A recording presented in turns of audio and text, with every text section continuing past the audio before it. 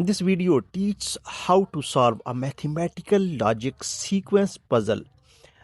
I will explain step by step how to identify the hidden pattern among the numbers to arrive at the final answer.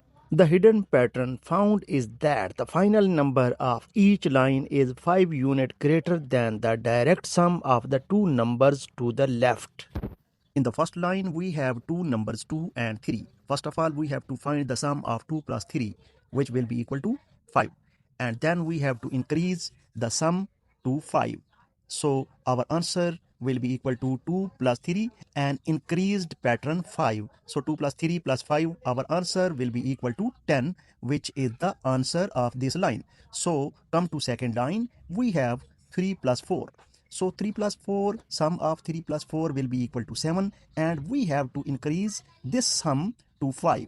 So we have to add 5 and we will get the answer as 12, which is the answer of the second line. Similarly, come to third line, we have two numbers 1 plus 8. So sum of 1 plus 8 will be equal to 9, and when we add 5 to this sum, we will get 14, which is our answer for this line. So come to our target point.